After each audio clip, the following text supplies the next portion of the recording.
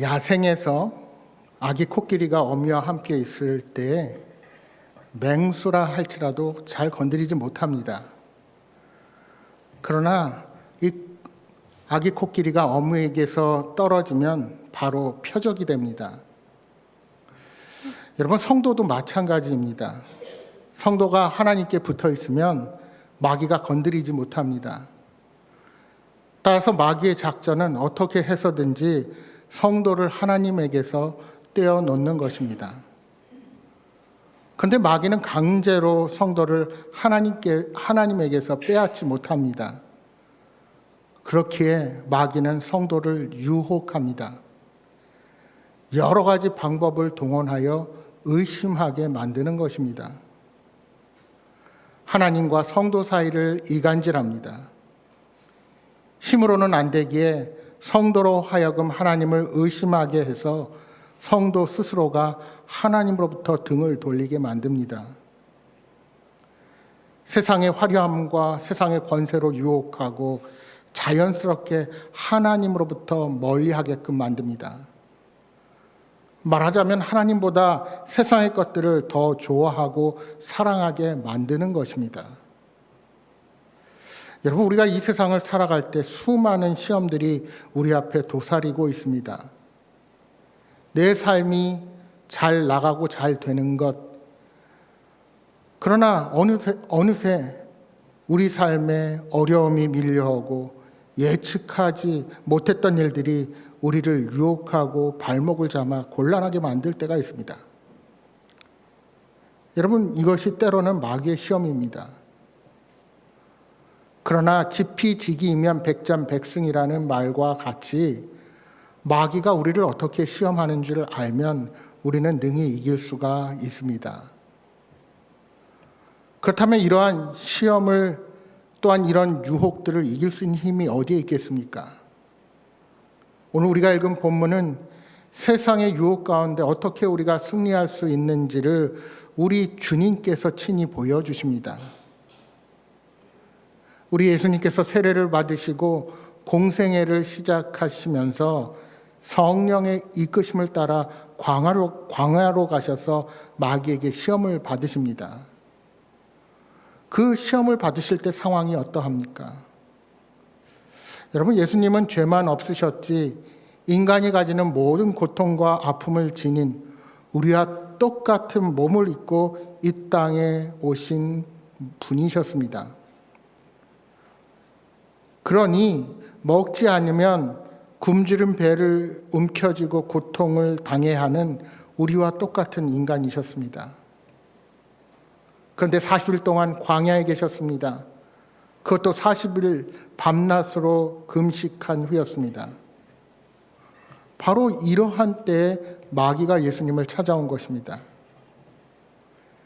여러분, 그 첫 번째 시험이 무엇입니까? 3절에 보시면 만일 하나님의 아들이여든 명하여 이 돌들로 떡덩이가 되게 하라 하고 마귀는 말합니다. 마귀는 목마름과 배고픔 앞에서 예수님이 여느 인간처럼 심각한 고통에 빠지는 연약한 인간이라는 존재로 여겼습니다.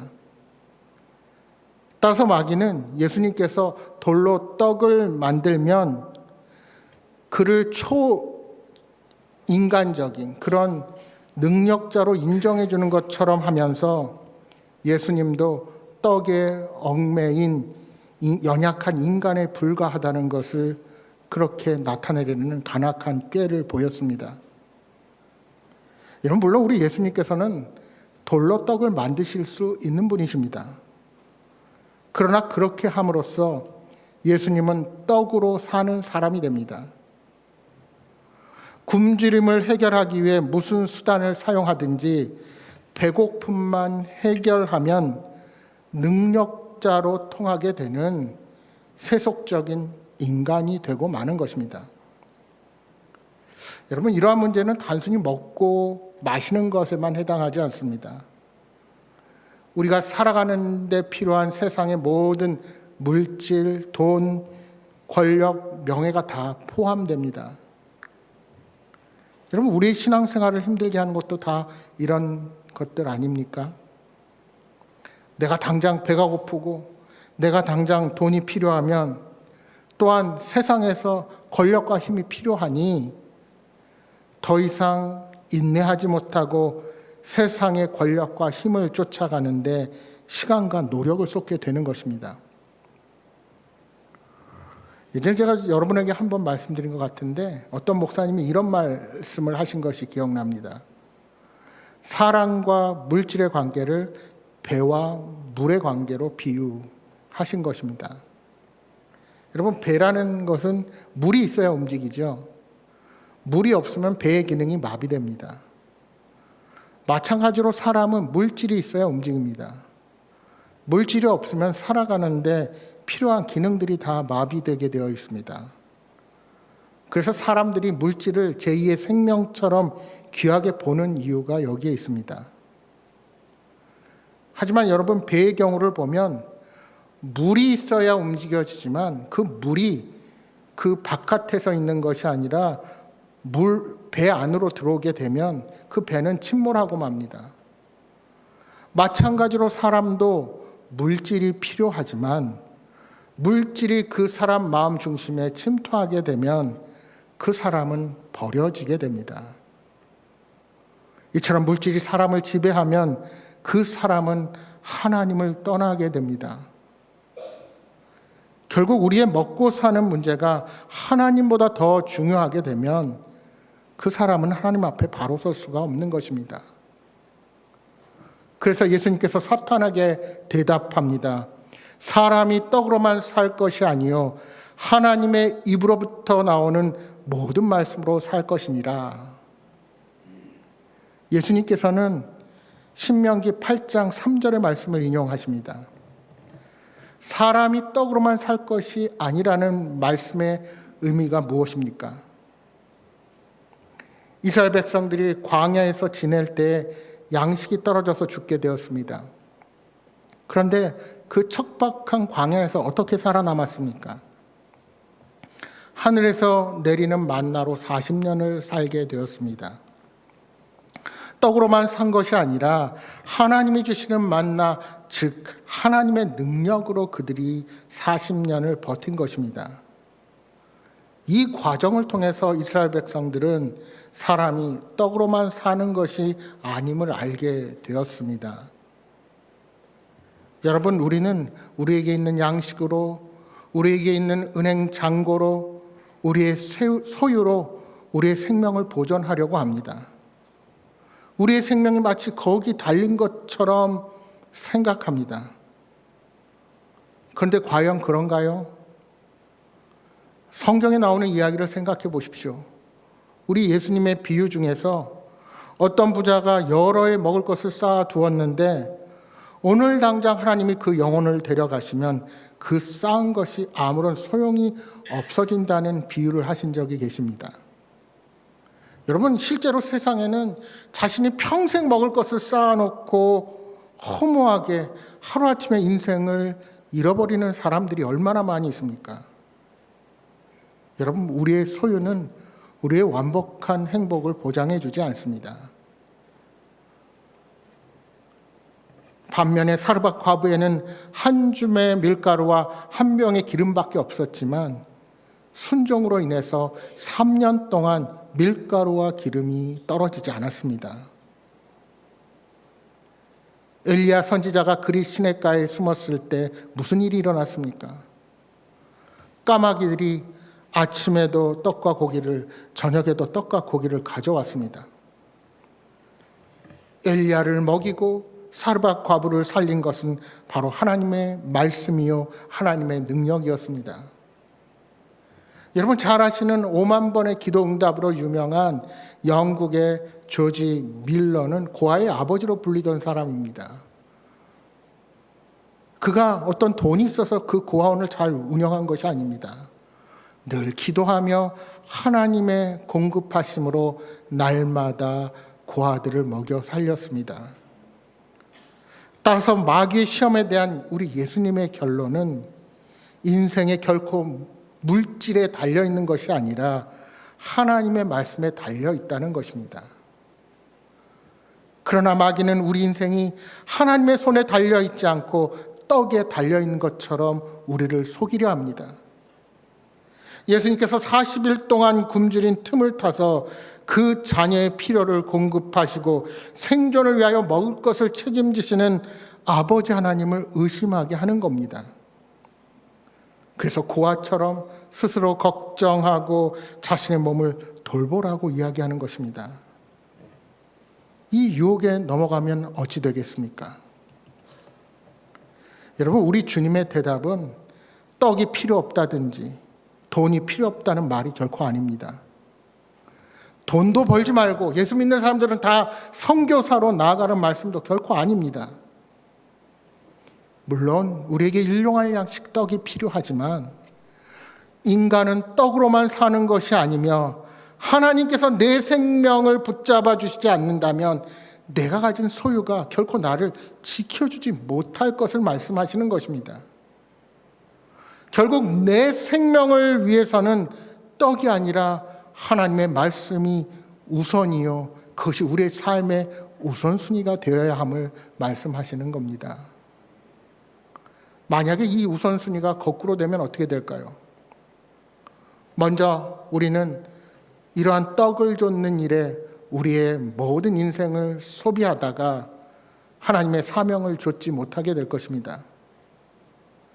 또한 하나님께서 우리를 사랑하시면 그렇게 우선순위가 잘못된 삶을 살아가는 당신의 자녀들을 그냥 내버려 두시지 않으실 것입니다.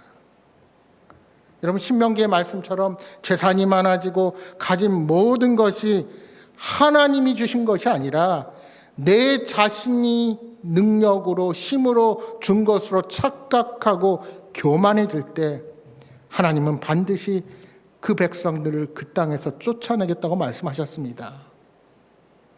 여러분, 우리가 열왕기 상하를 통해서 우상숭배 똑같은 말이 반복되는데 거기서 말하고자 하는 것이 무엇일까요? 하나님이 원하시는 것은 결국 하나님 아버지 앞에 바로 서서 하나님을 신뢰하라는 것입니다. 하나님을 신뢰하지 못하기에 우리는 우상에 기웃거리고 돈과 명예를 쫓아 권력을 쫓아 내 자신의 이기심과 욕심을 따라서 그렇게 살아갈 수밖에 없는 것입니다. 반면에 성도가 우선순위를 바로 세우고 올바로 살아가게 될 때 어떻게 될까요? 하나님의 말씀을 따라서 사명의 길을 걸어가는 자를 아버지 하나님이 반드시 책임져 주십니다. 그를 먹이시고 입히시며 필요를 공급하시고 그 기도에 응답하십니다. 그래서 결과적으로 사명도 이루고 떡도 얻게 될 것입니다. 이것이 바로 하나님께서 원하시는 삶입니다. 그러므로 성도는 하나님이 성도의 생명을 주관하신다는 사실을 결코 잊어서는 안 됩니다. 모든 것이 돈에 달려있고 떡에 달려있고 재산에 달려있다는 마귀의 속삭임에 속아서는 안 됩니다. 여러분, 사르밧 과부의 하나님이 우리 성도의 하나님이십니다. 엘리야의 하나님이 바로 우리 성도의 하나님이십니다. 조지 물러의 하나님이 오늘 저와 여러분의 하나님이시라는 사실을 믿으시기 바랍니다. 사랑하는 여러분, 세상은 떡이 아니라 하나님의 말씀으로 사는 것입니다. 진정 우리의 육체가 세상의 음식이 아닌 말씀으로 살아갈 때 거기에 하나님의 능력이 있고 그에 필요한 모든 것은 하나님께서 책임져 주실 것입니다. 두 번째 시험이 무엇입니까? 물론 이 두 번째와 세 번째가 마태복음과 누가복음에는 그 순서가 바뀌어 있습니다. 오늘 두 번째 우리 마태복음의 본문에 보시면 마귀가 예수님을 거룩한 성으로 데려다가 성전 꼭대기에서 뛰어내리라 하는 겁니다. 내가 만일 하나님의 아들이어든 뛰어내리라 하는 겁니다. 더구나 마귀는 하나님의 말씀을 인용합니다. 시편 91편 11절 12절에 나오는 말씀을 통하여 자신의 그 주장을 정당화하는 것입니다. 말하자면 내가 뛰어내려도 안전하다는 사실을 구약 성경으로 입증하라는 것입니다. 여기 두 가지 사탄의 관계가 들어 있습니다. 첫째로 예수님께서 뛰어내리지 않으면 예수님이 성경 말씀을 믿지 않는 것이 됩니다. 둘째로 예수님께서 뛰어내리셨는데 천사가 보호하지 않으면 성경이 틀린 것이 됩니다. 그러니까 사탄의 의도가 무엇입니까? 말씀은 믿을 것이 못 된다 하는 겁니다. 그러나 여러분 시편 91편 말씀을 잘 읽어보시면 이 말씀은 뛰어내림에 대한 것이 아닙니다. 하나님의 철저한 보호를 말씀하시는 인생 여정에 관한 시편 기자의 고백이 시편 91편입니다. 여러분 여기서 우리들의 모습을 돌아보았으면 좋겠습니다. 여러분 우리도 때론 이 성경을 보면서 아전인수격으로 하나님의 말씀을 보고 해석할 때가 얼마나 많이 있습니까? 이 말씀 어디를 보다가 하나님 이 말씀이 저에게 주어진 것입니다. 저도 이렇게 이루어질 것입니다. 그러다가 안 이루어지면 실망하고 내 마음대로 성경 보고 그것이 마치 하나님께서 허락하신 뜻인 것처럼 착각하고 생각할 때가 얼마나 많았는지 우리는 반성해야 합니다.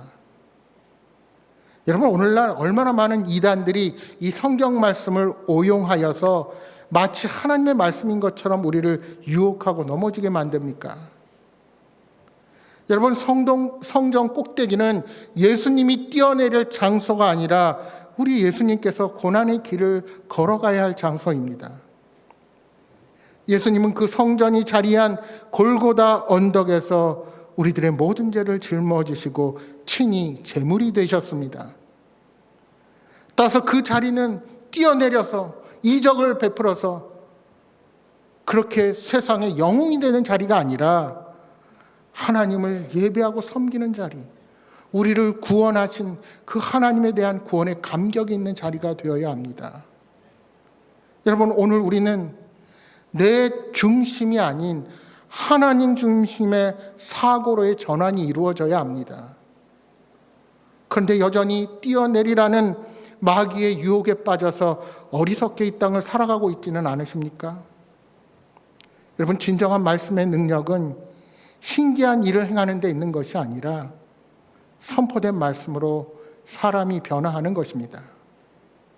하나님을 이용하여 내 자신의 능력을 나타내려는 교만에 빠져서는 안 됩니다. 따라서 예수님께서는 여기서도 신명기 말씀을 인용하여서 주 너의 하나님을 시험하지 말라 하고 말씀하십니다. 여러분 출애굽한 이스라엘 백성들이 물을 구할 수 없자 하나님을 원망합니다. 아니 하나님이 사랑하는 백성들에게 어떻게 이러실 수가 있느냐고 모세에게 하나님에 대한 원망을 쏟아붓습니다. 여러분 이것이 하나님을 시험하는 것입니다. 출애굽기 17장 7절에 이렇게 말씀합니다. 그가 그곳 이름을 마사 또는 무리바라 불렀으니 이는 이스라엘 자손이 다투었으며 또는 그들이 여호와를 시험하여 이르기를 여호와께서 우리 중에 계신가 안 계신가 하였음이더라. 여호와께서 우리 중에 계신가 안 계신가 하였음이더라. 결국 하나님을 시험한다고 하는 것은 그분을 신뢰하지 못하고 끊임없이 의심하고 확인하는 것입니다. 여러분 하나님께서 우리에게 내 사랑하는 아들아 내 사랑하는 딸이라 부르시면 어떠한 어려움이 있어도 신뢰해야 합니다. 그런데 우리는 조금만 힘든 일이 생기면 하나님의 사랑과 마음을 의심하면서 증거를 원합니다. 그것이 바로 시험이라는 것입니다. 여러분 연인이 있는데 이 연인이 끊임없이 사랑의 증거를 요청한다고 생각해 보십시오. 그 사랑의 증거로 늘 그 연인을 상대방을 시험하는 것입니다. 나 사랑해? 이러는 거 보니까 나 안 사랑하네. 하지만 이런 사랑은 서로를 신뢰하는 것이 아니라 사랑의 증거를 신뢰하는 것입니다. 쉽게 말하면 증거가 없으면 사랑을 믿지 않겠다는 말입니다. 그런데 이스라엘 백성들이 광야에서 그런 식으로 행동했던 것입니다. 오늘 본문은 우리에게 마귀의 말을 따르는 것이 이와 같이 하나님을 시험하는 행동이라 말씀합니다. 성전 위에서 뛰어내리면 하나님께서 천사를 보내셔서 다치지 않게 하실 것이라 하는 유혹은 바로 쉽게 말하면 이런 말입니다. 마귀가 예수님에게 내가 그런 특별한 능력과 표적이 있어야 네가 메시아인 거 아니냐 하는 말입니다. 여러분, 불신앙의 사람들이 오늘 우리에게 요구하는 것이 그런 것들 아닙니까? 기적을 행해 보아라. 야, 예수님이 하나님의 아들이면 십자가에서 어떻게 그렇게 무기력하게 죽을 수가 있느냐? 메시아라면 하나님의 능력으로 십자가에서 내려와서 너를 공격하고 핍박하는 사람들을 멸해야 하지 않느냐? 여러분, 이것이 마귀의 유혹이고 예수님을 시험하는 것입니다. 그러니까 마귀의 말에는 이런 것을 전제로 합니다. 야, 하나님이 나를 사랑하시면 목마른 일도 일어나면 안 되고 불편한 일도 일어나면 안 되고 힘든 일도 일어나면 안 되는 거 아니야? 그런데 여러분, 이것이 얼마나 어린아이와 같은 생각입니까? 하나님께서 오늘 저와 여러분을 사랑하신다고 우리의 요구를 다 들어주셔야 합니까? 여러분, 부모가 내 요청을 다 들어주지 않는다고 해서 부모가 나를 사랑하지 않는다고 생각하는 자녀들은 미숙한 자녀입니다. 부모는 자녀를 사랑하지만 때론 자녀에게 인내를 요구합니다. 때로는 이해하지 못할 강한 훈련도 시킵니다. 징계할 때도 있습니다. 성숙한 자녀는 이런 상황에서 아버지와 어머니에 대한 사랑과 믿음을 버리지 않는 겁니다. 바라기는 하나님과 성도, 하나님과 우리의 관계가 이런 관계가 되기를 소망합니다. 별로 안 좋아하시는 것 같아요. 하나님과 우리의 관계가 이런 관계가 되기를 소망합니다. 마지막 세 번째로 마귀는 내게 엎드려 경배하면 이 모든 것을 내게 주리라고 유혹합니다. 여러분, 이것은 영적인 시험입니다. 이제 사탄에게 경배하고 예배 드리면 세상의 모든 것을 내게 주겠다는 겁니다. 무슨 말입니까? 세속의 권력과 힘에 의지하는 것, 물질에 마음을 두는 것, 이 모두가 사탄에게 경배하는 행위가 될 수 있습니다. 심지어는 내 자식을 사랑하는 것도 우상이 될 수 있습니다.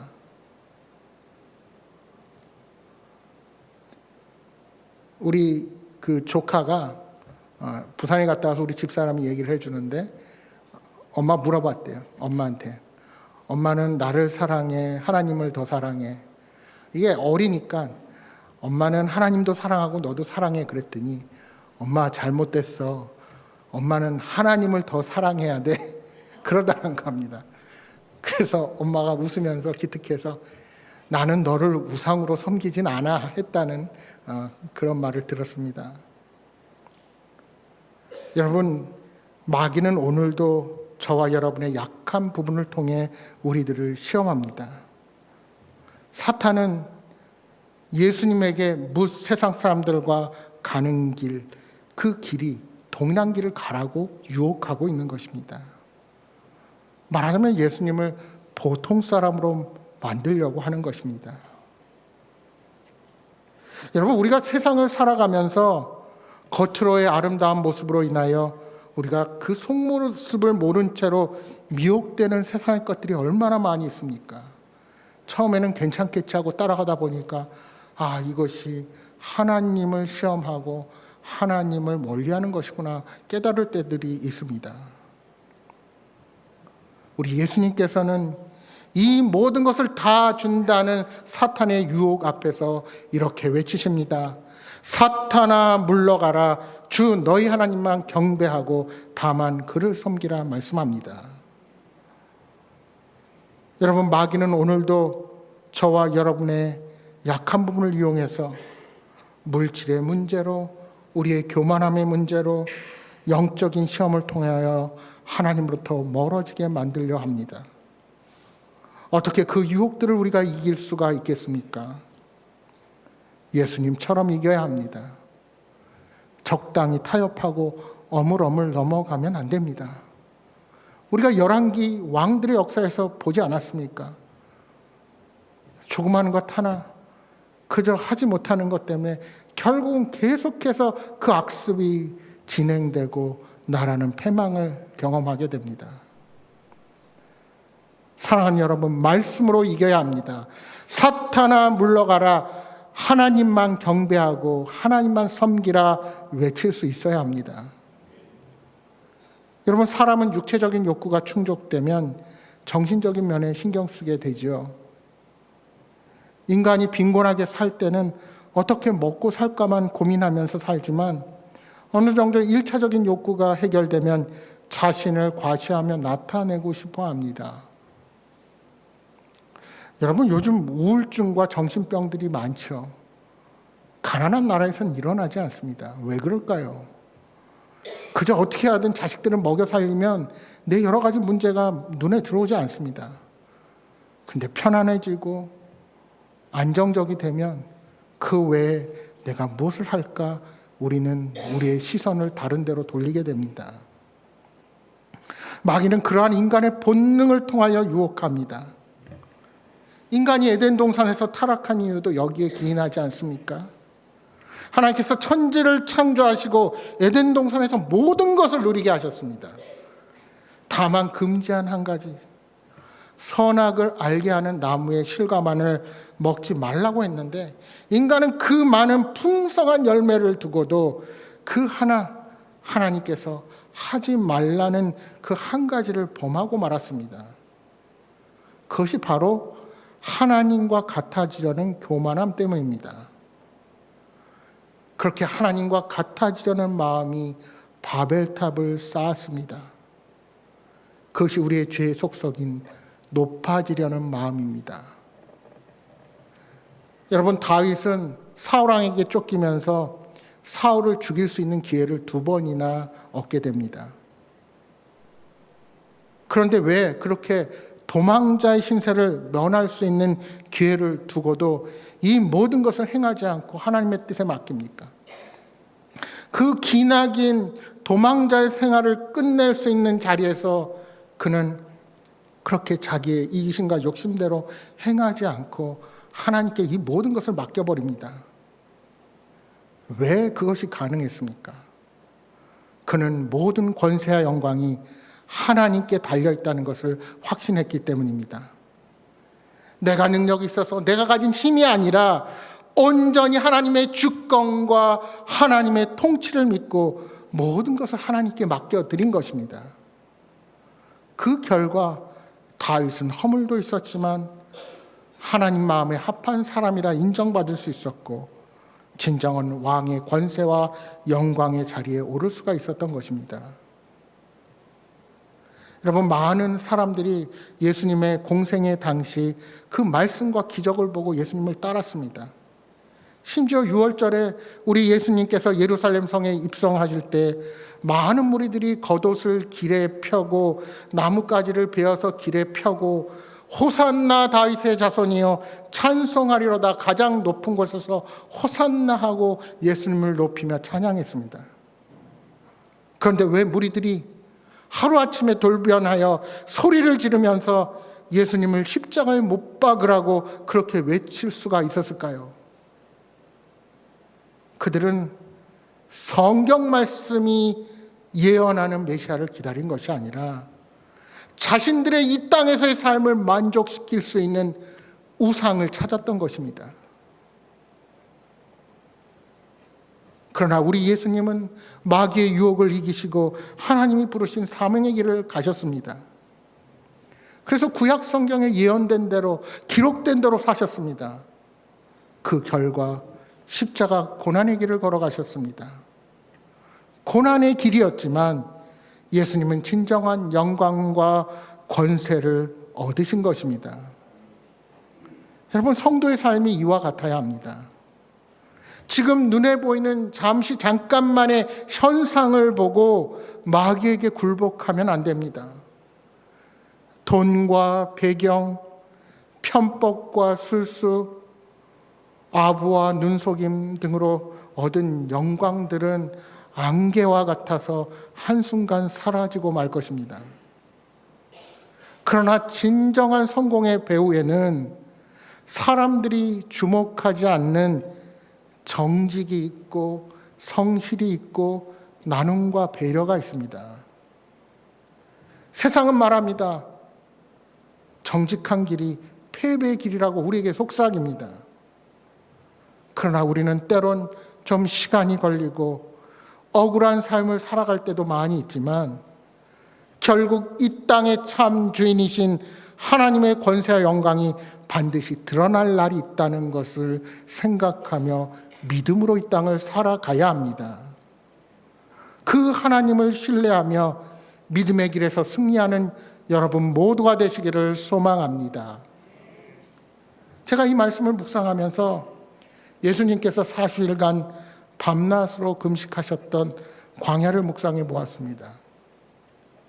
유대 광야의 그 척박함, 메마름과 목마름, 그리고 낮과 밤의 심한 온도 변화, 그곳에서 고독한 가운데 밀려오는 외로움과 두려움, 견디기 힘든 환경이 존재하는 그곳에서 우리 예수님께서 무엇을 하셨습니까?